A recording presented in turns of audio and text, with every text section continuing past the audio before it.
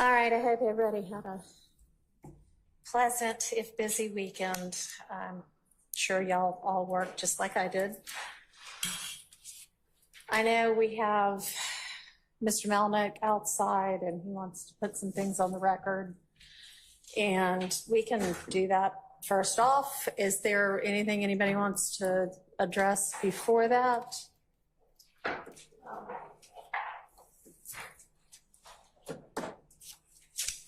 Your Honor, after or before Mr. Melnick addresses the court, if the court would be so kind as to just apprise the parties of what it is that we will need to, if anything, address. I mean, as it relates to what he's putting on the record. I don't really know. I think that he kind of mainly wants to make a record of what he perceives to have actually occurred. And I don't know that, as I think I mentioned on Friday, I'm not sure that it's particularly going to be relevant to any of the issues in the case, but I'm going to let him make a brief statement or proffer, and we'll go from there. And then the next issue after that I'd like for us to sort out is the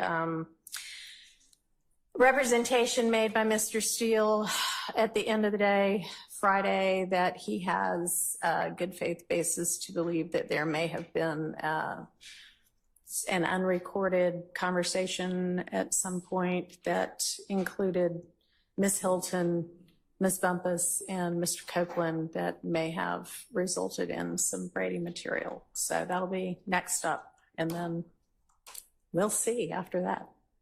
All right, so if somebody wants to let Mr. Melnick come on in. Hey, Your Honor, last thing, yeah.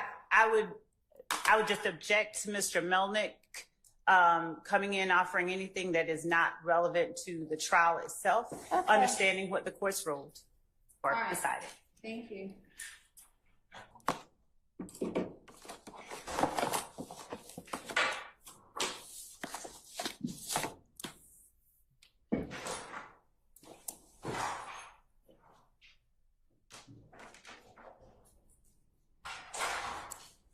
Mr. Melnick, if you want to come on up, and I understand that you want to make a proffer of what occurred, I guess, on June 6th and June 7th.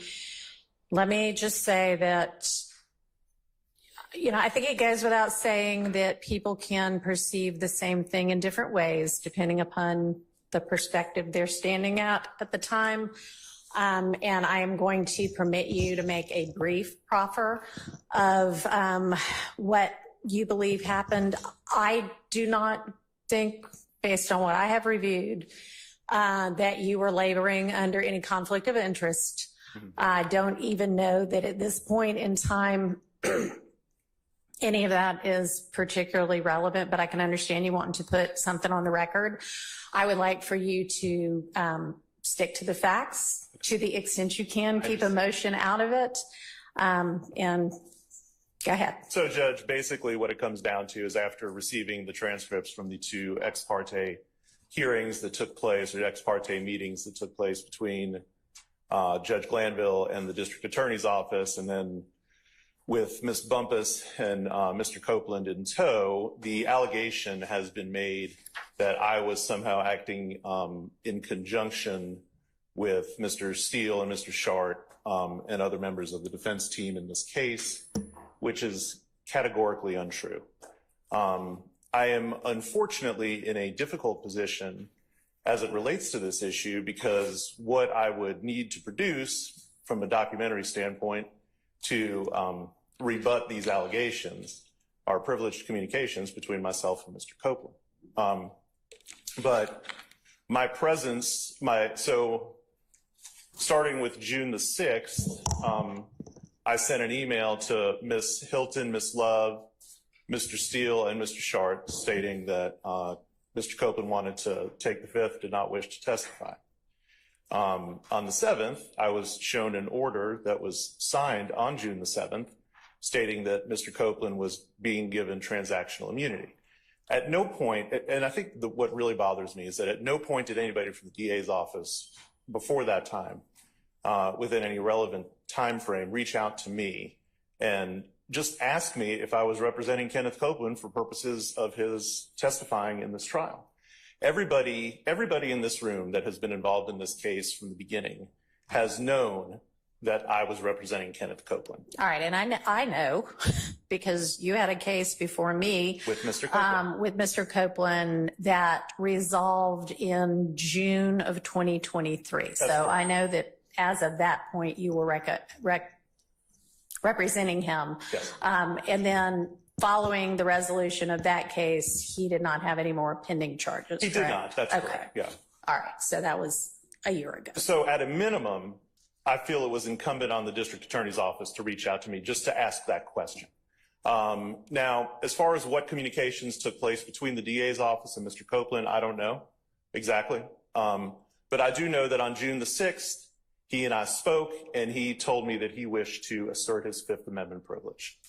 And so I sent that email. The transactional immunity order was granted on June the 7th, which I find the timing there to be, let's just say, ironic, in that apparently they were going to have Mr. Copeland testify without any grant of immunity because it was the state's intended purpose to call him as a witness on June the 7th. And so I was here on June the 7th. I told the court what Mr. Copeland's intentions were. There was a lot of back and forth. Obviously, Mr. Copeland was taken into custody on June the 7th, and then everything that happened on June the 10th. I don't have to go over all that. Yeah, I've read all of that. Yes.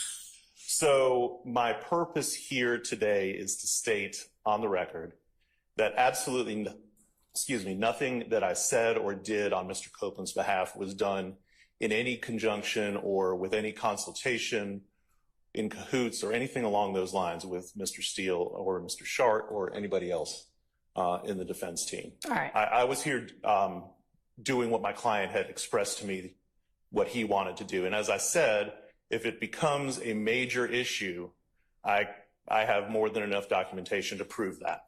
Okay, I appreciate that. Mhm. It's not an issue at all to this court. Okay. All right, thank you. All right. Man, it's been an active day. Like I said earlier in the other video, the Caleb Bumpus video and the YSL Rico, man, it's really, I'm gonna be honest, bro. This case, for numerous reasons, is gonna go down in history. Early on in this case, I was saying that this is like the modern day O.J. Simpson trial, but this is gonna be bigger than that. It's more depth to it. It's more characters in play. It's so much dysfunction. So Melnick, which is, all right, so damn, these flies is everywhere. I mean, thank God for the, so attorney Melnick, which is, he was the original, he's the official attorney for YSL Woody. He just left out the country magically right when the whole case really started, when Woody had to go on the stand. You know, probably purposely. These damn flies that must be the shit. Golly. Yeah, so he got up there today, finally showed his face, spoke his piece, and he sounded like he 100%, standing on business and telling the truth, because he even said it towards the end of, his testimony that if need be, he got the documents and the receipts to prove everything that he said. Honestly, it is kind of weird how the judge saying that she didn't already, try the case with Woody, and like, I don't know if that's conflict of interest or not, but how y'all gonna, I mean, I guess because he's a witness, so it's not like he's a suspect in the, okay. Yeah, he's a suspect now, so it's not like he's he's a witness now, he's not a suspect. So I guess that's not conflict of interest. But, it's like, how y'all even gonna be appointed to do anything with him involved if y'all already have it's like bias in a sense. But I could be dead wrong. You know what I'm saying? I guess, and ultimately, the judge doesn't. The judge does not. You know, it's not a determining factor whether Young Thug and them is guilty or not. It's going to be the jury, and the jury is not there. I don't know if some of y'all might think the jury's not there. This is kind of still like the phase of the motions. Really, still in them is trying to argue, you know, and get a mistrial or, you know, restart the case. They're trying to shake up the case, basically. They're really trying whatever they could try, the defense team, which I salute them. You know what I mean? They're trying their absolute hardest. But like I always say, man, that's what $1 million lawyer gets you. But Melnick, I feel like he was pretty, you know, clean cut, you know what I'm saying, and pretty straightforward. I mean, I didn't know what to expect because we had never seen him. These fucking flies is going crazy out there. We had never seen him and shit. But he seemed like honestly, I don't think he even wanted anything to do with this case. How you just magically disappear the week that your client's supposed to take the stand and you would assign your assistant, Kayla Bumpus, to, you know, go represent, like, it speaks volumes, you know what I'm saying? It speaks volumes. In my opinion, it speaks volumes. But, I mean, honestly, it's looking like, for sure, it was definitely the ex parte.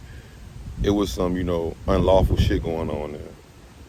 As far as, like, Woody getting threatened. If you don't go up there and testify, you better not say this.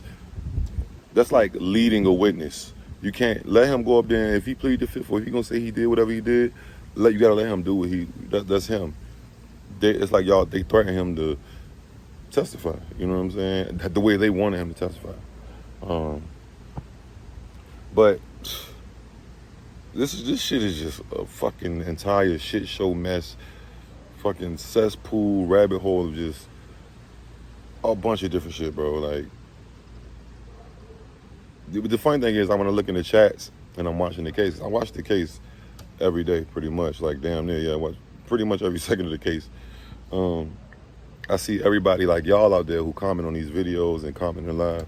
Y'all, the number one thing I keep seeing everybody say is mistrial. The second thing is the people who want Young Thug locked up, lock him up. So I always see mistrial, lock him up. So that's probably the two sides of what everybody wants to see happen. Either they want to see Thug locked up, or majority of everybody else want to see a mistrial.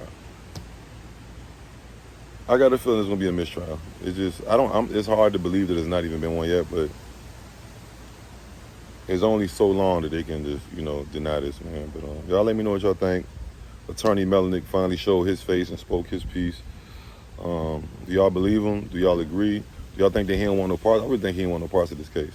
Because who just disappears right when it's time for their client to go on a RICO to go testify?